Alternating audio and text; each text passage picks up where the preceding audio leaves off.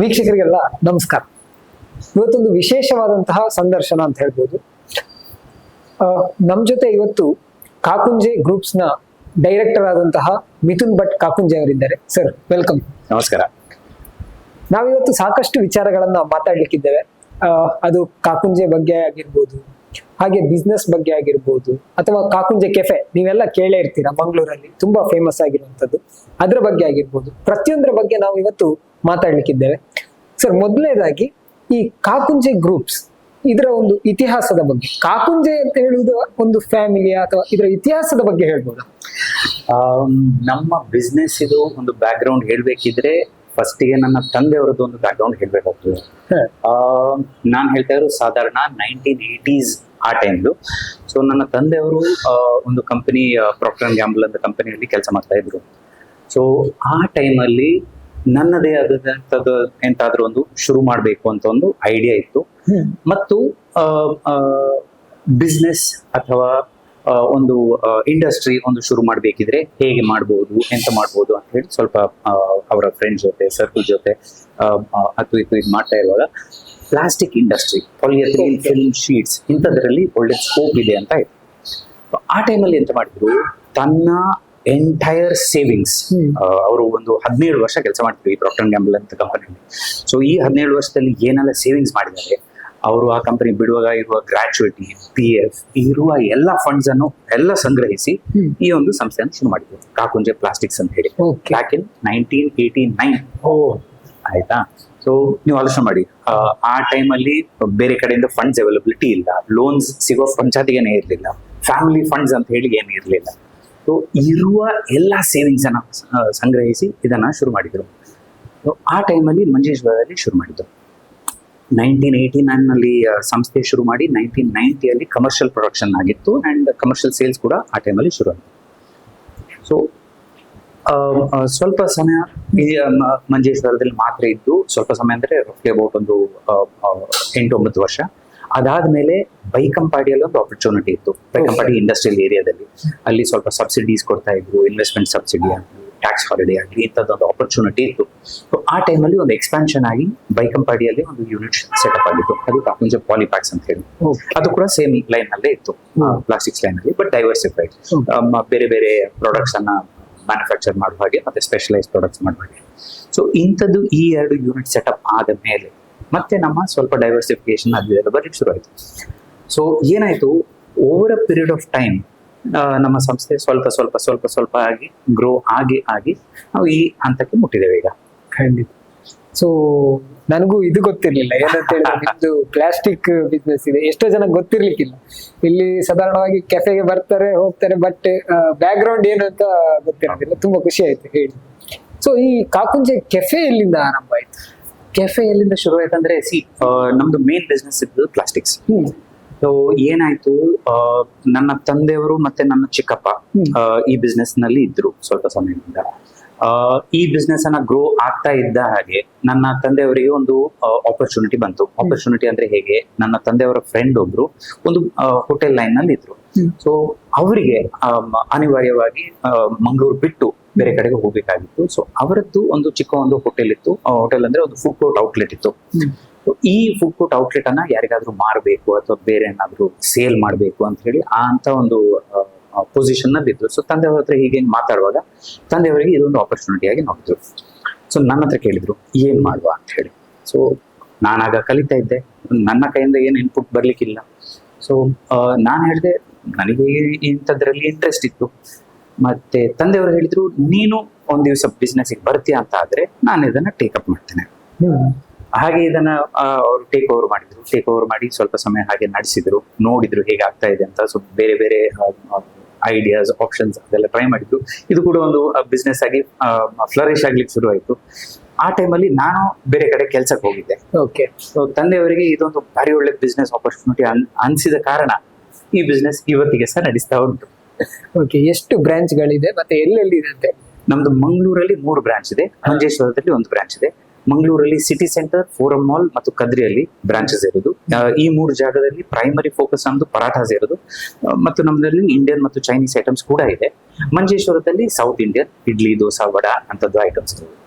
So Kakunje cafe ಅಂತ ಹೇಳಿದ್ರೆ famous paratha ನೀವು ಹೌದು. ಸೊ ಅದ್ರಲ್ಲೂ ಬೇರೆ ಬೇರೆ ಫ್ಲೇವರ್ ಗಳಿದೆ, ಬೇರೆ ಬೇರೆ ವೆರೈಟೀಸ್ ಇದೆ, 100ಕ್ಕೂ ಹೆಚ್ಚು. 100ಕ್ಕಿಂತ ಜಾಸ್ತಿ ವೆರೈಟೀಸ್. ಸೊ ಈ ಕಾನ್ಸೆಪ್ಟ್ ನ ಐಡಿಯಾ ಹೇಗೆ ಬಂತು? ಅದು ಯಾಕೆ ಅಂದ್ರೆ ಇಷ್ಟೆಲ್ಲ ಡಿಶ್ ಇರುವಾಗ ಪರೋಟದ ಮೇಲೆ ಯಾಕೆ ಕಾನ್ಸೆಪ್ಟ್? ನಾನು ಹೇಳಿದ್ನಲ್ಲ, ತಂದೆಯವರು ಒಂದು ಆಪರ್ಚುನಿಟಿ ತಗೊಂಡು ಒಂದು ಫುಡ್ ಬಿಸ್ನೆಸ್ ಶುರು ಮಾಡಿದ್ರು. ಆವಾಗ ನಮ್ಮಲ್ಲಿ ಇಂಡಿಯನ್ ಮತ್ತು ಚೈನೀಸ್ ಮಾತ್ರ ಇದ್ದದ್ದು. ಸೊ ಏನಾಯ್ತು, ನಾನು ಹೇಳಿದ್ನಲ್ಲ ಒಂದು ಕೆಲಸದಲ್ಲಿದ್ದೆ. ಸೊ ನಾನು ಕೆಲಸದಿಂದ ಮನೆಗೆ ರಜೆಯಲ್ಲಿ ಬರುವಾಗ ಏನಾಯ್ತು, ನನಗೆ ಮಂಗಳೂರಲ್ಲಿ ಪರಾಟದ ಕಾನ್ಸೆಪ್ಟ್ ಎಲ್ಲಿಯೂ ಕಾಣ್ತಾ ಇರಲಿಲ್ಲ. ನಾನು ಕೆಲಸ ಮಾಡ್ತಿದ್ದೆ ನಾರ್ತ್ ಇಂಡಿಯಾದಲ್ಲಿ, ಅಲ್ಲಿ ಎಲ್ಲೇ ಹೋದ್ರು ಪರಾಟ ಒಂದು ಗ್ಯಾರಂಟಿ ಸಿಕ್ಕೇ ಸಿಗ್ತದೆ. ಸೊ ಏನಾಯ್ತು, ನಾನು ನನ್ನ ಫ್ರೆಂಡ್ ಜೊತೆ ಜಸ್ಟ್ ಹೀಗೆ ಮಾತಾಡ್ತಾ ಇದ್ದೆ, ಎಂತದ್ ಮಾರೆ ಮಂಗಳೂರಲ್ಲಿ ಪರಾಟ ಇಲ್ಲ ಅದಿದೆ ಎಲ್ಲ ಹೇಳಿ ಅವ್ನು ನನಗೆ ವಾಪಸ್ ಡೋಸ್ ಕೊಟ್ಟ. ನೀನ್ ಬಿಸ್ನೆಸ್ ಬ್ಯಾಕ್ ಗ್ರೌಂಡ್ ಅಲ್ಲ ಮಾರೆ, ನೀನ್ ಪರಾಟ ಶುರು ಮಾಡು ಅಂತ ಹೇಳಿ. ಸೊ ಈ ಐಡಿಯಾವನ್ನ ನಾನು ವಾಪಸ್ ತಂದೆಯವರಿಗೆ ಪ್ರಸ್ತಾಪ ಹಾಕಿದೆ. ಅವ್ರು ಹೇಳಿದ್ರು ವೆರಿ ಗುಡ್ ಐಡಿಯಾ, ನೀನೀಗ ಹೇಗಿದ್ರು ವರ್ಕ್ ಮಾಡ್ತಾ ಇದೆಯಾ, ನೀನ್ ನಿನ್ನ ಪಾರ್ಟ್ ಟೈಮ್ ಅಲ್ಲಿ ನೀನ್ ನೋಡು, ಆಲೋಚನೆ ಮಾಡು ಹೇಗೆ ಮಾಡುದು ಅಂತ ಹೇಳಿ ನನಗೆ ಆಪರ್ಚುನಿಟಿ ಕೊಟ್ಟರು. ಸರಿ, ಸೊ ಇದನ್ನ ಒಂದು ಸ್ವಲ್ಪ ಸ್ಟಡಿ ಮಾಡಿದ್ವಿ, ಹೇಗೆ ಮಾಡ್ಬೋದು, ಎಂತ ಮಾಡ್ಬೋದು. ನನಗೆ ಒಂದು ಸ್ವಲ್ಪ ಅಡಿಗೆ ಬರ್ತದೆ, ನಾನೊಂದು ಸ್ವಲ್ಪ ಟ್ರೈ ಮಾಡಿದೆ, ಬೇರೆ ಬೇರೆ types of varieties of recipes ಅದೆಲ್ಲ ಟ್ರೈ ಮಾಡಿ ಇದೆಲ್ಲ ಆಗಿ ಆಕೆಗೆ ಒಂದು ಪ್ರಾಡಕ್ಟ್ ಒಂದು ಕ್ರಿಯೇಟ್ ಮಾಡಿದ್ವಿ. ಈ ಪ್ರಾಡಕ್ಟ್ ಅನ್ನ ನಮ್ಮ ಎಕ್ಸಿಸ್ಟಿಂಗ್ ರೆಸ್ಟೋರೆಂಟ್ ಅಲ್ಲಿ ಟ್ರೈ ಮಾಡಿದ್ವಿ, ಹಿಟ್ ಆಯ್ತು. ಇನಿಷಿಯಲಿ ಒಂದು 4 ವೆರೈಟಿ ಆಫ್ ಪರಾಟಸ್ ಇತ್ತು. ಆಲೂ ಪರಾಟ, ಮಿಕ್ಸ್ ವೆಜ್ ಪರಾಟ, ಗೋಬಿ ಪರಾಟ, ಹೀಗೆ ಒಂದು 4 ವೆರೈಟಿ ಪರಾಟ ಇತ್ತು. ಮತ್ತೇನಾಯ್ತು, ಕಸ್ಟಮರೇ ನಮಗೆ ವಾಪಸ್ ಹೇಳಲಿಕ್ಕೆ ಶುರು ಮಾಡಿದ್ರು, ನೀವು ಯಾಕೆ ಪನ್ನೀರ್ ಯೂಸ್ ಮಾಡ್ತಾ ಇಲ್ಲ, ನೀವು ಯಾಕೆ ಮಶ್ರೂಮ್ ಯೂಸ್ ಮಾಡ್ತಾ ಇಲ್ಲ, ಇಂಥ ಕಾಂಬಿನೇಷನ್ ಯೂಸ್ ಮಾಡ್ಬೋದು, ಅಂಥದ್ದು ಮಾಡ್ಬೋದು. ಸೊ ಏನಾಯ್ತು, ಕ್ರಮೇಣ ನಮ್ಮ ಮೆನುವಲ್ಲಿ ಒಂದೊಂದೇ ಆಡ್ ಆಗ್ತಾ ಹೋಯ್ತು. ಆವಾಗ ತಂದೆಯವರು ಒಂದು ಡಿಸಿಷನ್ ತಗೊಂಡ್ರು, ಯಾಕೆ ನಾವು ಇದು ಎಲ್ಲ ಒಂದೇ ಕಡೆಯಲ್ಲಿ ಯಾಕೆ ಮಾಡ್ಬೇಕು, ಪರಾಟಸ್ ಅನ್ನ ಸಪರೇಟ್ ಮಾಡಿದ್ರೆ ಹೇಗೆ ಅಂತ ಹೇಳಿ. ಹಾಗೆ ಇನ್ನೊಂದು ಔಟ್ಲೆಟ್ ಪರಾಟದ್ದು ಮಾತ್ರ ಅಂತ ಶುರು ಮಾಡಿದ್ವಿ. ನಾನು ಹೇಳಿದ್ನಲ್ಲ, ನಾನು ಕೆಲಸದಲ್ಲಿದ್ದೆ ಆ ಟೈಮಲ್ಲಿ. ಸೊ ತಂದೆಯವರು ನನ್ನ ಹತ್ರ ಪುನಃ ಕೇಳಿದ್ರು, ಏನ್ ಮಾಡ್ತೀಯ ಮಾರ್ಯ, ಬಿಸ್ನೆಸ್ಗೆ ಬರ್ತೀಯಾ, ನೀನ್ ಅಲ್ಲಿ ಕಂಟಿನ್ಯೂ ಮಾಡ್ತೀಯ? ಸರಿ, ತಂದೆಯವರು ಹೇಗಿದ್ರು ಇನ್ನೊಂದು ಔಟ್ಲೆಟ್ ಶುರು ಮಾಡಿದ್ರು. ನಾನು ಅನ್ಕೊಂಡೆ ಓಕೆ ಫೈನ್, ಇದೊಂದು ಆಪರ್ಚುನಿಟಿ, ಬರುವ ಬಿಸ್ನೆಸ್ಸಿಗೆ ಅಂತ ಹೇಳಿ ಆ ಟೈಮಲ್ಲಿ ನಾನು ಬಿಸ್ನೆಸ್ಸಿಗೆ ಬಂದೆ. ಮತ್ತೆ ರೆಸ್ಟ್ ಇಸ್ ಹಿಸ್ಟರಿ. ಖಂಡಿತ. ಸೊ ಇವತ್ತು ಬಹುಶಃ ಮಂಗಳೂರಿನಲ್ಲಿರೋರಿಗೆ ಸಾಧಾರಣ ಇದು ಎಲ್ಲರಿಗೂ ಗೊತ್ತಿರುವಂತಹ ಜಾಗ. ಮತ್ತೆ ನಾನು ಇನ್ನೊಂದು ಏನ್ ಹೇಳ್ಬೇಕು ಅಂದ್ರೆ, ಮಕ್ಳು ತುಂಬಾ ಇಷ್ಟಪಡುವಂತ ಜಾಗ. ಯಾಕಂತ ಹೇಳಿದ್ರೆ ಪರೋಟ ತಿನ್ಲಿಕ್ಕಂತಾನೆ ಇಲ್ಲಿ ತುಂಬಾ ಜನ ಮಕ್ಳು ಬರ್ತಾರೆ, ಅದು ನಿಮ್ಗೂ ಗೊತ್ತಿರ್ಬೋದು. ಸೊ ಹಾಗೆ ಕಸ್ಟಮರ್ ರಿವ್ಯೂ ಬರುವಾಗ ಅದು ಹೇಗೆ ಅನ್ನಿಸ್ತದೆ ನಿಮ್ಗೆ? ಅಂದ್ರೆ ಇಷ್ಟೆಲ್ಲ ಜನ ಬರ್ತಾರೆ, ಇದ್ರ ಬಗ್ಗೆ ಹೇಳ್ತಾರೆ, ಸೊ ಏನ್ ಅನ್ನಿಸ್ತದೆ? ಕಸ್ಟಮರ್ ರಿವ್ಯೂ ಅಂದ್ರೆ ಈಗ ಕೆಲವೊಂದ್ಸಲ ಭಾರಿ ಒಳ್ಳೆ ರಿವ್ಯೂ ಕೊಡ್ತಾರೆ, ತುಂಬಾ ಖುಷಿ ಆಯ್ತು, ರುಚಿ ಇತ್ತು, ಕಸ್ಟಮರ್ ಸರ್ವಿಸ್ ಒಳ್ಳೆದಿತ್ತು, ಇಂಥದ್ದೆಲ್ಲ ಸುಮಾರು ರಿವ್ಯೂಸ್ ಬರ್ತದೆ. ಬಟ್ ಕೆಲವೊಂದ್ಸಲ ಏನಾಗ್ತದೆ, ತುಂಬಾ ರಶ್ ಇರುವಾಗ ಕೆಲವೊಂದ್ಸಲ ನಮಗೆ ಆನ್ ಟೈಮ್ ಕೊಡ್ಲಿಕ್ಕೆ ಬರುವುದಿಲ್ಲ. ಏನಾಗ್ತದೆ, ಕಿಚನ್ ಅಲ್ಲಿ ಪ್ರೆಷರ್ ಇರ್ತದೆ, ಸೊ ಟೈಮ್ ಸ್ವಲ್ಪ ಜಾಸ್ತಿ ಬೇಕಾಗ್ತದೆ. ರಶ್ ಇಲ್ಲದೆ ಇರುವಾಗ ನಮಗೆ 7 to 10 minutes ಒಳಗಡೆ ಕೊಡ್ಲಿಕ್ಕೆ ಆಗ್ತದೆ. ಬಟ್ ರಶ್ ಇರುವಾಗ ಏನಾಗ್ತದೆ, ಕೆಲವೊಂದ್ಸಲ half an hour up to 40 minutes ಕೂಡ ಟೈಮ್ ತಗೊಳ್ತದೆ. ಅವಾಗ ಏನಾಗ್ತದೆ, ಕಸ್ಟಮರಿಗೆ ಹಸಿವೆ ಆಗ್ತಾ ಇರ್ತದೆ. ಅವಾಗ ಅವರಿಗೆ ಬೇಸರ ಆಗ್ತದೆ, ಯಾಕೆ ನನ್ನ ಆರ್ಡರ್ ಇಷ್ಟು ಟೈಮ್ ತಗೊಳ್ತದೆ. ಅವಾಗ ಒಂದು ಸ್ವಲ್ಪ ನೆಗೆಟಿವ್ ರಿವ್ಯೂಸ್ ಕೂಡ ಕೊಡ್ತಾರೆ. ಬಟ್ ನಾವು ಟ್ರೈ ಮಾಡ್ತೇವೆ, ಬೆಸ್ಟ್ ಪಾಸಿಬಲ್ ನಾವು ಟ್ರೈ ಮಾಡ್ತೇವೆ to ensure that customers are happy. ಖಂಡಿತ. ಸೊ ಅದು ನೀವು ಹೇಳಿದ್ದು ಕರೆಕ್ಟ್ ಆದಂತಹ ವ್ಯಾಲ್ಯೂಡ್ ಪಾಯಿಂಟ್ ಅಂತಾರೆ. ಹಾಗೆ ಈ ಒಂದು ರೆಸ್ಟೋರೆಂಟ್ ನಡೆಸಬೇಕು ಅಂತಾದ್ರೆ, ಈ ಕೆಫೆ ನಡೆಸಬೇಕು ಅಂತಾದ್ರೆ ಏನೆಲ್ಲ ಚಾಲೆಂಜಸ್ ಇರ್ತದೆ ಅಂತ ಹೇಳ್ತಾರೆ? ಅಂದ್ರೆ ನಮಗೆ ನಾವು ದಿನ ಬಂತೇವೆ, ಒಂದು ಸ್ವಲ್ಪ ಹೊತ್ತು ಇಲ್ಲಿ ಕಳಿತೇವೆ, ತಿಂದು ಹೋಗ್ತೇವೆ. ಆದ್ರೆ ಇದ್ರ ಹಿಂದೆ ಎಷ್ಟು ಕಷ್ಟ ಇರ್ತದೆ ಅದ್ರ ಬಗ್ಗೆ ಹೇಳ್ಬೋದು. ಈಗ ಕಿಚನ್ ಅಲ್ಲಿ ಆಗಿರ್ಬೋದು, ಅಥವಾ ನಿಮ್ಮ ಅಂದ್ರೆ ಏನು ವರ್ಕರ್ಸ್ ಇದ್ದಾರೆ ಅವರನ್ನು ಮೇಂಟೈನ್ ಮಾಡೋದಾಗಿರ್ಬೋದು, ಈ ತರ ಏನೆಲ್ಲ ಚಾಲೆಂಜಿಂಗ್ ಇರ್ತದೆ? ಒಂದು ಯಾವುದೇ ಬಿಸ್ನೆಸ್ ಅಲ್ಲಿ, ಫುಡ್ ಬಿಸ್ನೆಸ್ ಅಂತಲ್ಲ, ನಮ್ಮ ಕ್ವಾಲಿಟಿ ಒಳ್ಳೇದಿದ್ರೆ ಅದು ನಮಗೆ ಡೈರೆಕ್ಟ್ ರಿಸಲ್ಟ್ ನಮ್ಮ ಬಿಸ್ನೆಸ್ ಮೇಲೆ ಕಾಣ್ತದೆ. ನಮ್ಮ ಕಸ್ಟಮರ್ಸ್ ನಮ್ಮ ನಂಬಿಕೆ ಮೇಲೆ, ನಮ್ಮಲ್ಲಿ ಎಷ್ಟು ನಂಬಿಕೆ ಇರ್ತಾರೆ ಅದ್ರ ಮೇಲೆ ಇಮಿಡಿಯೇಟ್ಲಿ ಕಾಣ್ಲಿಕ್ಕೆ ಬರ್ತದೆ. ಉದಾಹರಣೆಗೆ ನಾನು ಹೇಳಿದ್ರೆ, ಈಗ ನಮ್ಮ ರೆಸ್ಟೋರೆಂಟ್ ಅಲ್ಲಿ ನಾವು ಭಾರಿ ಒಳ್ಳೆ ಕ್ವಾಲಿಟಿ ಕೊಡ್ತೇವೆ, ಎಕ್ಸಲೆಂಟ್ ಫ್ರೆಶ್ ಪ್ರಾಡಕ್ಟ್ ಕೊಡ್ತೇವೆ. ಇನ್ ಟರ್ಮ್ಸ್ ಆಫ್ ವೆಜಿಟಬಲ್ಸ್ ಆಗಲಿ, ಇನ್ ಟರ್ಮ್ಸ್ ಆಫ್ ಪ್ರೊಡ್ಯೂಸ್ ಆಗಲಿ, ವೆರಿ ವೆರಿ ಫ್ರೆಶ್ ನಾವು ಕೊಡುವ ಕಾರಣ ನಮ್ಮ ಕಸ್ಟಮರ್ಸೇ ಹೇಳ್ತಾರೆ, ಇದು ನಮ್ಮ ಮನೆಯಲ್ಲಿ ಮಾಡಿದಾಗ ಆಗ್ತದೆ, ನಮಗೆ ಹೆಲ್ತ್ ಇಶ್ಯೂಸ್ ಏನು ಬರುವುದಿಲ್ಲ. ಸೊ ಅವಾಗ ಏನಾಗ್ತದೆ, ಕಸ್ಟಮರ್ ಟ್ರಸ್ಟ್ ನಮ್ಮ ಮೇಲೆ ಬೆಳೀತಾ ಇರ್ತದೆ. ಬಟ್ ಅದರಲ್ಲಿ ಒಂದು ಚಾಲೆಂಜ್ ಏನಂದ್ರೆ, ಕಾಸ್ಟ್ ಒಂದು ಸ್ವಲ್ಪ ಜಾಸ್ತಿ ಬರ್ತದೆ. ಸೊ ಏನಾಗ್ತದೆ, ನನಗೆ ಕಾಸ್ಟ್ ಕಟ್ ಮಾಡಿ, ಕ್ವಾಲಿಟಿ ಕಟ್ ಮಾಡಿ ಅಂಥದ್ದು ಕೊಡ್ಲಿಕ್ಕೆ ನನಗೆ ಇಷ್ಟ ಇಲ್ಲ. ನನಗಾಗಲಿ ನಮ್ಮ ಬಿಸ್ನೆಸ್ ನಲ್ಲಿ ನಾವು ಅದನ್ನ ಮಾಡೋದಿಲ್ಲ. ಈಗ ಇದು ಬಂದದ್ದು ಹೇಗೆ ಅಂದ್ರೆ, ನಮ್ಮ ಇಂಡಸ್ಟ್ರಿ ಶುರುವಾದಾಗಿಂದ ನನ್ನ ತಂದೆಯವ್ರದ್ದು ಒಂದೇ ಒಂದು ಅಬ್ಜೆಕ್ಟಿವ್ ಇದ್ದದ್ದು ಎಕ್ಸಲೆಂಟ್ ಕ್ವಾಲಿಟಿ. ಸೊ ಆ ಬಿಸ್ನೆಸ್ ಪ್ರಾಕ್ಟೀಸ್ ನಾವು ಇವತ್ತಿಗೂ ಕಂಟಿನ್ಯೂ ಮಾಡ್ತಾ ಇದ್ದೇವೆ. ಫ್ರಮ್ ದ ಬಿಗಿನಿಂಗ್ ಆಫ್ ನಮ್ಮ ಬಿಸ್ನೆಸ್ ಎಕ್ಸಲೆಂಟ್ ಕ್ವಾಲಿಟಿ ಕೊಟ್ಟರೆ ಕಸ್ಟಮರ್ ಆಟೋಮ್ಯಾಟಿಕ್ ಆಗಿ ಬರ್ತಾರೆ. ಕ್ವಾಲಿಟಿಯಲ್ಲಿ ನಾವು ಕಾಂಪ್ರಮೈಸ್ ಮಾಡಿದ್ರೆ ಕಸ್ಟಮರಿಗೆ ಗೊತ್ತಾಗ್ತದೆ ಕ್ವಾಲಿಟಿ ಕಾಂಪ್ರಮೈಸ್ ಆಗಿದೆ ಅಂತ ಹೇಳಿ. ನಮ್ಮದು ಒಂದೇ ಒಂದು ಉದ್ದೇಶ ಎಕ್ಸಲೆಂಟ್ ಕ್ವಾಲಿಟಿ. ಸೊ ಅದನ್ನು ನಾವು ಪ್ರಾಕ್ಟೀಸ್ ಆಗಿ ಕಂಟಿನ್ಯೂ ಮಾಡ್ತಾ ಇದ್ದ ಹಾಗೆ we are having very good customer base. ನಮ್ಮ ಕಸ್ಟಮರ್ಸ್ಗೆ ಸಹ ಗೊತ್ತುಂಟು ನಮ್ಮಲ್ಲಿ ಒಳ್ಳೆ ಕ್ವಾಲಿಟಿ ಬರ್ತದೆ. ನಮ್ದು ಪ್ರೊಡ್ಯೂಸ್ ಆಗಲಿ ವೆಜಿಟೇಬಲ್ಸ್ ಆಗಲಿ is of excellent fresh quality. ನಾವು ಪ್ರತಿ ದಿವಸ ಐಟಮ್ ಅನ್ನ ಫ್ರೆಶ್ ಆಗಿ ಮಾಡ್ತೇವೆ. ಒಂದು ಐಟಮ್ ಅನ್ನು 2 ದಿವಸ 3 ದಿವಸಕ್ಕೆ ಇಡುವುದಿಲ್ಲ ಅಂತ ನಮ್ಮ ಕಸ್ಟಮರ್ಗೆ ಸಹ ಗೊತ್ತು. ಸೊ ಇದರ ಚಾಲೆಂಜಸ್ ಹೇಳ್ಬೋದು. ಚಾಲೆಂಜಸ್ ಅದುವೇ, ಒಂದು ಕಾಸ್ಟ್ ವೈಸ್. ಕಾಸ್ಟ್ ಒಂದು ಸ್ವಲ್ಪ ಜಾಸ್ತಿ ಇದ್ರೆ ಕಸ್ಟಮರ್ ಒಂದು ಸ್ವಲ್ಪ ಇರಿಟೇಟ್ ಆಗ್ತದೆ. ಯಾಕೆ ಇಷ್ಟು ಕಾಸ್ಟ್ಲಿ, ನನಗೆ ಅಲ್ಲಿ ಆದ್ರೆ ಇಷ್ಟು ಕಮ್ಮಿಗೆ ಸಿಗ್ತದೆ. ಅವರಿಗೆ ಅದು ಅರ್ಥ ಆಗುದಿಲ್ಲ. ನಾವು ಕ್ವಾಲಿಟಿ ಇಷ್ಟು ಮೇಂಟೈನ್ ಮಾಡಬೇಕಿದ್ರೆ ಒಂದು ಪರ್ಟಿಕ್ಯುಲರ್ ಕಾಸ್ಟ್ ಇದ್ದೇ ಇರ್ತದೆ. ಅದು ಒಂದು ಸೈಡಲ್ಲಿ. ಇನ್ನೊಂದು ಸೈಡಲ್ಲಿ ಲೇಬರ್ ಇಶ್ಯೂ. ಏನಾಗ್ತದೆ, ನಮಗೆ ಫ್ರೆಶ್ ಹ್ಯಾಂಡ್ ತಗೊಳ್ಬೇಕಿದ್ರೆ ಅವರಿಗೆ ಟ್ರೈನಿಂಗ್ ಕೊಡ್ಬೇಕಾಗ್ತದೆ. ಒಂದು 2 ತಿಂಗಳು ಟು 3 ತಿಂಗಳು ಮಿನಿಮಮ್ ಟ್ರೈನಿಂಗ್ ಕೊಡ್ಬೇಕಾಗ್ತದೆ. ಆ ಟ್ರೈನಿಂಗ್ ಆದ ಕೂಡಲೇ ಅವರಿಗೆ ಬೇರೆ ಕಡೆಯಿಂದ ಆಪರ್ಚುನಿಟಿ ಸಿಗ್ತದೆ, ಅವರು ಅಲ್ಲಿಗೆ ಹಾರಿ ಹೋಗ್ತಾರೆ. ಅದೊಂದು ವೆರಿ ವೆರಿ ಬಿಗ್ ಚಾಲೆಂಜ್ ಇವತ್ತಿನ ದಿನದಲ್ಲಿ. ಸ್ವಲ್ಪ ಮೊದಲಾದ್ರೆ ನಾನು ಫೈನಾನ್ಸ್ ಒಂದು ಸ್ವಲ್ಪ ಪ್ರಾಬ್ಲಮ್ ಇತ್ತು ಅಂತ ಹೇಳ್ತಾ ಇದ್ದೆ. ಲೋನ್ ಸಿಗ್ತಾ ಇರಲಿಲ್ಲ ಅಥವಾ ಆಪರ್ಚುನಿಟಿ ಗೆಟ್ ಫೈನಾನ್ಸ್ ಅಂತ ಇರ್ತಾ ಇರಲಿಲ್ಲ. ಈಗಾದ್ರೆ ಆ ಚಾಲೆಂಜ್ ಇಲ್ಲ, ಸಿಗ್ತದೆ, ಈಸಿಲಿ ಸಿಗ್ತದೆ. So that is not really a challenge. But ನಿಮ್ಮ ಬಿಸ್ನೆಸ್ ಎಷ್ಟು ಒಳ್ಳೇದಿದೆ, ನಿಮ್ಮ ಐಡಿಯಾ ಎಷ್ಟು ಒಳ್ಳೇದಿದೆ, ನೀವು ಎಷ್ಟರ ಮಟ್ಟಿಗೆ ಅದರ ಹಿಂದೆ ಹಾರ್ಡ್ ವರ್ಕ್ ಮಾಡ್ತಾ ಇದ್ದೀರಿ, ಇದೆಲ್ಲ ಸೇರ್ತದೆ ನಿಮಗೆ ಫೈನಾನ್ಸ್ ಸಿಗ್ಬೇಕಿದ್ರೆ. ಸೊ ನೀವು ಡೈರೆಕ್ಟ್ಲಿ ಒಂದು ಬ್ಯಾಂಕಿಗೆ ಹೋದ್ರೆ ನಮ್ಮೊಂದು ಇದೊಂದು ಬಿಸ್ನೆಸ್ ಮಾಡಬೇಕು ಅಂತ ಹೇಳಿದ್ರೆ ಇಮಿಡಿಯೇಟ್ಲಿ ಡಿಸ್ಪರ್ಸಲ್ ಆಗ್ಲಿಕ್ಕಿಲ್ಲ. ನಿಮ್ದು ಪ್ರಾಜೆಕ್ಟ್ ರಿಪೋರ್ಟ್ ಒಳ್ಳೇದಿರಬೇಕು, ಯುವರ್ ಐಡಿಯಾ ಒಳ್ಳೇದಿರಬೇಕು, ಅದರದ್ದು ಬಿಲ್ಡಪ್ ಆಫ್ ವರ್ಕ್ ನೀವು ಹೇಗೆ ಪ್ಲಾನ್ ಮಾಡ್ತಾ ಇದ್ರೆ ಅದು ಒಳ್ಳೇದಿರಬೇಕು, ಫೈನಾನ್ಸ್ ಸಿಗ್ತದೆ. ಓಕೆ. ಸೊ ಹಾಗೆ ನಾನು ಇನ್ನೊಂದು ಕೇಳಲ್ಪಟ್ಟದ್ದು, ನೀವು ಕೃಷಿಯಲ್ಲಿ ಕೂಡ ಇದ್ದೀರಾ. ಸೊ ಅದರ ಬಗ್ಗೆ ಹೇಳ್ಬೋದು, ಅದರಲ್ಲೂ ಎಸ್ಪೆಷಲಿ ಪೈನಾಪಲ್ ಕೃಷಿ. ಸೊ ಅದರ ಬಗ್ಗೆ ಹೇಳ್ಬೋದು. ಸೊ ಏನಾಗಿತ್ತು, ಸ್ವಲ್ಪ ಸಮಯ ಮೊದಲೇ ಒಬ್ರು ಪೈನಾಪಲ್ ಬಗ್ಗೆ ಮಾತಾಡ್ತಾ ಇದ್ರು, ಪೈನಾಪಲ್ ಕೃಷಿ ಬಗ್ಗೆ ಮಾತಾಡ್ತಾ ಇದ್ರು. ಇಂಥದ್ರಲ್ಲಿ ಏನಾಯ್ತು, ನನ್ನ ಚಿಕ್ಕಪ್ಪನಿಗೆ ಒಂದ್ ಸ್ವಲ್ಪ ಇಂಟ್ರೆಸ್ಟ್ ಅದರಲ್ಲಿ ಇತ್ತು. ನಾವು ಪೈನಾಪಲ್ ಮಾಡಿದ್ರೆ ಹೇಗೆ ಅಂತ ಹೇಳಿ. ಸೊ ತಂದೆಯವ್ರ ಹತ್ರ ಹೀಗೆ ಮಾತಾಡ್ತಾ ಇರುವಾಗ ತಂದೆಯವರು ಪುನಃ ಹೇಳಿದ್ರು, yes opportunity is there, let us go for it ಅಂತ. ಸೊ ಅದಕ್ಕೆ ಒಂದ್ ಸ್ವಲ್ಪ ಇಂಟ್ರೆಸ್ಟ್ ಕೊಟ್ಟು ನಾವು ಅದನ್ನ ಸ್ಟಡಿ ಮಾಡಿ ನೋಡಿದ್ವಿ ಹೇಗೆ ಆಗ್ತದೆ, ಹೇಗೆ ಮಾಡಬಹುದು ಅಂತ ಹೇಳಿ. ಮತ್ತೆ ಆಬ್ವಿಯಸ್ಲಿ ನಾವು ಬೇರೆ ರೈತರಿಂದ ಸ್ವಲ್ಪ ಐಡಿಯಾಸ್ ತೆಕ್ಕೊಂಡು ಇದನ್ನ ಹೇಗೆ ಬೆಳೆಸಬಹುದು, ಹೇಗೆ ಮಾಡಬಹುದು ಅಂತೆಲ್ಲ ನೋಡ್ಬಿಟ್ಟು ಇದಕ್ಕೆ ಸ್ಪೆಷಲೈಸ್ಡ್ ಲೇಬರ್ ಮತ್ತು ಸ್ಪೆಷಲೈಸ್ಡ್ ಸ್ಕಿಲ್ ಬೇಕಾಗ್ತದೆ. ಸೊ ನಾವು ಇದನ್ನ ಸ್ಪೆಸಿಫಿಕ್ ಏರಿಯಾಸ್ ಇಂದ ಅವರನ್ನು ಕರೆಸಿ, ಎಸ್ಪೆಷಲಿ ಜಾರ್ಖಂಡ್ ಏರಿಯಾದಿಂದ ಲೇಬರ್ ಕರೆಸಿ ನಾವು ಇನಿಷಿಯಲಿ ಇದನ್ನ ಸೆಟಪ್ ಮಾಡಿದ್ವಿ. ಸೊ ಇದನ್ನ ಸೆಟಪ್ ಆಗಿ ಮತ್ತೆ ಕ್ರಮೇಣ ನಮ್ಗೆ ಗೊತ್ತಾಯ್ತು ಇದು ಪರ್ಟಿಕ್ಯುಲರ್ ಥ್ರೆಶೋಲ್ಡ್, ಒಂದು ಲೆವೆಲ್ ಬೇಕು ಇದು ಕಮರ್ಷಿಯಲಿ ಸಕ್ಸಸ್ಫುಲ್ ಆಗ್ಬೇಕಿದ್ರೆ. ಸೊ ನಾವು over A period of time ನಾವು ಲ್ಯಾಂಡ್ ಅನ್ನ ಆಡ್ ಮಾಡಿ, ಕೃಷಿಯನ್ನ ಆಡ್ ಮಾಡಿ ಇದನ್ನ ಬೆಳೆಸ್ತಾ ಹೋದ್ವಿ. ಆಸ್ ಆಫ್ ಟುಡೇ ಒಂದು ಒಳ್ಳೆ ಹಂತಕ್ಕೆ ತಂದಿದ್ದೇವೆ. ಅಂಡ್ ಪೈನಾಪಲ್ ಬಾರಿ ಸಕ್ಸಸ್ಫುಲ್ ಆಗಿ ಅಕ್ರಾಸ್ ಇಂಡಿಯಾ ನಾವು ಸಪ್ಲೈ ಮಾಡ್ತಾ ಇದ್ದೇವೆ. Across India? Very good. So ಈ ಕೃಷಿಕರಿಗೆ ನೀವು ಆಕ್ಚುಲಿ ಈ ಪೈನಾಪಲ್ ಅನ್ನ ಅವರು ಈಗಲೂ ಕೂಡ ಬೆಳೆಸಿದ್ರೆ ನಿಜವಾಗ್ಲೂ ಲಾಭದಾಯಕ ಅಂತ ಹೇಳ್ತಾರೆ. ನೀವು 10 ಎಕರೆಯಿಂದ ಜಾಸ್ತಿ ಮಾಡೋದಾದ್ರೆ ಲಾಭದಾಯಕ. ಓಕೆ. ಅದರಿಂದ ಕಮ್ಮಿ ಮಾಡೋದಾದ್ರೆ commercially not very viable, because ಅದರದ್ದು ಕಾಸ್ಟ್ ಅಷ್ಟು ಬೀಳ್ತದೆ, ಅದನ್ನ ಬೆಳೆಸಲಿಕ್ಕೆ ಅಷ್ಟು ಕಾಸ್ಟ್ ಇದೆ. ಓಕೆ ಓಕೆ, ಗುಡ್ ಪಾಯಿಂಟ್ ಅಂತ ಹೇಳ್ಬೋದು. ಸೊ ಈ ಒಂದು ಕೆಫೆಯನ್ನ ನೀವು ನಡೆಸ್ತಾ ಬರ್ತಾ ಇದ್ದೀರಿ. ಸೊ ಇಲ್ಲಿ ಬರುವಂತಹ ಜನರು ಸಾಧಾರಣವಾಗಿ ಅಂತ ಹೇಳಿದ್ರೆ, ಈಗ ಅವರು ಬೇರೆ ಬೇರೆ ಕಡೆ ಟೇಸ್ಟ್ ಮಾಡಿರ್ತಾರೆ. ಈಗ ಮಂಗಳೂರಲ್ಲಿ ಬೇರೆ ಬೇರೆ ಕೆಫೆಗಳಿದೆ, ಬೇರೆ ಬೇರೆ. ಸೊ ಇಲ್ಲಿ ಏನ್ ಡಿಫ್ರೆಂಟ್ ಆಗಿ ಕೊಡ್ತಾ ಇದ್ದೀರಾ ಅಂತ, ಅಂದ್ರೆ ಏನೋ ಒಂದು ಇರ್ಬೇಕು. ಸೊ ಹಾಗಾಗಿ ಯಾವ ತರ ಡಿಫ್ರೆಂಟ್ ಆಗಿ? ಒಂದು ಏನಂದ್ರೆ ನಮ್ದು ಪರಾಟಾಸ್ ಆರ್ ವೆರಿ ಯುನೀಕ್. ಇಂಥ ಪರಾಟ ನಿಮಗೆ ಬೇರೆ ಎಲ್ಲೂ ಸಿಗೋದಿಲ್ಲ. ಒಂದು ಸೈಜ್, ಇನ್ನೊಂದು ಅದರೊಟ್ಟಿಗೆ ಇರುವ ಅಕಾಂಪನಿಮೆಂಟ್ಸ್, ಒಂದು 6 ಸೈಡ್ ಡಿಶಸ್ ಪ್ಲಸ್ ಒಂದು ಪಿಕಲ್ ಚಿಲ್ಲಿ ಕೂಡ ಇದೆ. ಸೊ ಇಂಥ ಕಾನ್ಸೆಪ್ಟ್ ಬೇರೆ ಎಲ್ಲಿಯೂ ಇಲ್ಲ. ಅದು ಒಂದು ಸೈಡ್ ಅಲ್ಲಿ. ಇನ್ನೊಂದು ಸೈಡ್ ಅಲ್ಲಿ ನಮ್ದು ಯಾವುದೇ ಐಟಮ್ ನೀವು ತಗೊಳ್ಳಿ, it is as good as home made in terms of quality and very very tasty, because ನಾವು ಮಾಡುವ ರೀತಿ, ನಾವು ಮಾಡುವ ವಿಧಾನ ಆಗಿದೆ. ಅಂಡ್ ಕ್ವಾಲಿಟಿಯಲ್ಲಿ ನೋ ಕಾಂಪ್ರಮೈಸ್. ನಾವು ಯೂಸ್ ಮಾಡೋದು ತುಪ್ಪ ಮಾತ್ರ, ನಾವು ಎಣ್ಣೆಗಳನ್ನು ಯೂಸ್ ಮಾಡೋದಿಲ್ಲ. ನಾವು ಯೂಸ್ ಮಾಡೋದು ಗೋಧಿ ಮಾತ್ರ, ಮೈದಾವನ್ನು ಯೂಸ್ ಮಾಡೋದಿಲ್ಲ.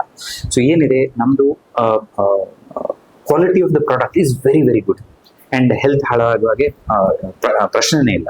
ಸೊ ಅದರಿಂದಾಗಿ ನಮ್ಮ ಕಸ್ಟಮರಿಗೆ ಸಹ ಗೊತ್ತು, ಇದು ಕ್ವಾಲಿಟಿ ಒಳ್ಳೇದಿರುವ ಕಾರಣ ನನ್ನ food is good, my health is good, ಹಾಗೆ ಬರ್ತಾರೆ. ಖಂಡಿತ.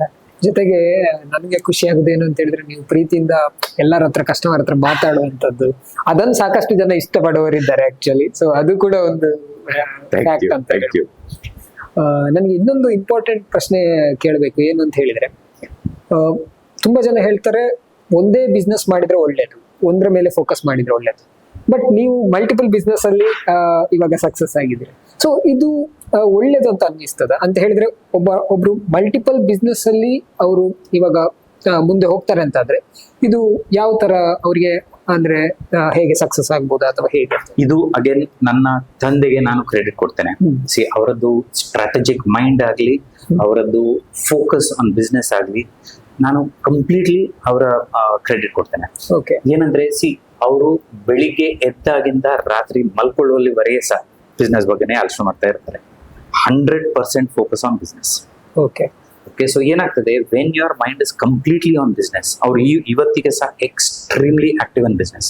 ಅವ್ರೀಗ 72 ಇಯರ್ಸ್ ಆಗಿದೆ ಅವರಿಗೆ, but is very very active in business. Administration ಆಗಲಿ, ಗವರ್ನೆನ್ಸ್ ಆಗಲಿ ಅಥವಾ ಎಕ್ಸಿಕ್ಯೂಷನ್ ಆಗಲಿ, ಎಲ್ಲದರಲ್ಲೂ completely focused on business. So ಏನಾಗ್ತದೆ, ನಿಮಗೆ 1 ಬಿಸ್ನೆಸ್ ಆಗಲಿ, 2 ಬಿಸ್ನೆಸ್ ಆಗಲಿ, 3 ಬಿಸ್ನೆಸ್ ಆಗಲಿ, there is continuous monitoring of whatever is happening. Okay. So when your focus is so high, obviously the business will be a successful one. ಏನಾಗ್ತದೆ ನಿಮಗೆ, it is not a pressure on his time because it is his passion. ಒಬ್ಬರಿಗೆ ಅಷ್ಟು passion ಇರುವಾಗ successful ಆಗೇ ಆಗ್ಬೇಕು. ಏನಾಗ್ತದೆ, ನನ್ನಂತವನಾದ್ರೆ I can focus on one thing. So ನನ್ನ ತಂದೆಯವರಿಗೆ ಕ್ರೆಡಿಟ್ ಕೊಡ್ಬೇಕು. His focus is that much. Great ನಿಜವಾಗ್ಲೂ ಗ್ರೇಟ್ ಅಂತ ಹೇಳಿ. ಸೊ ಯಾಕಂದ್ರೆ ನಮ್ಗೆಲ್ಲ ಒಂದು ಫೋಕಸ್ ಮಾಡೋಕೆ ಇವರು ತುಂಬಾ ಚಾಲೆಂಜಿಂಗ್ ಆಗಿದೆ ಪಟ್ಟ. ಹಾಗೆ ನೀವು ಅಲ್ಲಿಂದ ಬಿಟ್ಟು ಬರಬೇಕು ಅಂತಾದ್ರೆ, ಈಗ ನೀವು ಜಾಬ್ ಅಲ್ಲಿ ಇದ್ರಿ, ಇಲ್ಲಿ ಬಂದು ಇದನ್ನ ಮಾಡ್ಬೇಕು ಅಂತ ಹೇಳಿದ್ರೆ ಆಗ್ಲೂ ಕೂಡ ಅಂದ್ರೆ ತಂದೆಯವರ ಸಪೋರ್ಟ್ ಇಂದಾಗಿ ಇದಾಯ್ತು. ಹಾಗಾಗಿ ಯಂಗ್ಸ್ಟರ್ಸ್ ಗೆ ನೀವು ಈಗ ಬಿಸ್ನೆಸ್ ಮಾಡ್ಬೇಕು ಅಂತ ಹೇಳಿ ಬರುವವರಿಗೆ ಏನ್ ಹೇಳ್ಲಿಕ್ಕೆ ಇಷ್ಟಪಡ್ತೀರಿ ಅಂತ ಹೇಳಿದ್ರೆ, ಒಂದು ಅವರ ತಂದೆ ತಾಯಿಗಳಿಗೆ ಏನ್ ಹೇಳ್ತೀರಿ, ಇನ್ನೊಂದು ಯಂಗ್ಸ್ಟರ್ಸ್ ಗೆ ಏನ್ ಹೇಳ್ತೀರಿ ಇದನ್ನ? ಒಂದು ಏನಂದ್ರೆ, ಇವತ್ತಿನ ಕಾಲದಲ್ಲಿ I am talking about 2026, it is extremely easy to start a business. ಯಾಕಂದ್ರೆ ನಿಮಗೆ ಗವರ್ಮೆಂಟ್ ಸೈಡ್ ಇಂದ ಸಪೋರ್ಟ್ ಸಿಗುತ್ತದೆ, ನಿಮಗೆ ಫೈನಾನ್ಷಿಯಲ್ ಅವೈಲಬಿಲಿಟಿ ಇದೆ, ಸ್ಕಿಲ್ಡ್ ಲೇಬರ್ ಇದೆ, ಅನ್ಸ್ಕಿಲ್ಡ್ ಲೇಬರ್ ಕೂಡ ಇದೆ. ಸೊ ನಿಮಗೆ ಇದೆಲ್ಲ ಇರುವಾಗ ಬಿಸ್ನೆಸ್ ಒಂದು ಸ್ಟಾರ್ಟ್ ಮಾಡ್ಲಿಕ್ಕೆ ತುಂಬಾ ಸುಲಭ. ಕಷ್ಟ ಇರೋದು ಏನು, ಅದನ್ನ ಕಂಟಿನ್ಯೂ ಮಾಡ್ಬೇಕಾದ್ರೆ ನಿಮಗೇನೋ ಒಂದು ಹಾರ್ಡ್ ವರ್ಕ್ ಬೇಕು, ಎರಡನೇದು ನಿಮಗೆ ಒಂದು ಫೋಕಸ್ ಬೇಕು. ಈ ಬಿಸ್ನೆಸ್ ಹಿಂದೆ ನಾನು ಕಂಟಿನ್ಯೂ ಆಗಿ ನಾನು ಸಪೋರ್ಟ್ ಕೊಡ್ತಾ ಇರ್ಬೇಕು. ಬಿಸ್ನೆಸ್ ಅಂದ್ರೆ ಓವರ್ ನೈಟ್ ಸಕ್ಸಸ್ ಆಗ್ಲಿಕ್ಕೆ ಸಾಧ್ಯ ಇಲ್ಲ. It takes time. ಯಾವುದೇ ಬಿಸ್ನೆಸ್ ಆಗಲಿ ನಿಮಗೆ ಸಮಯ ಬೇಕಾದ್ರೆ.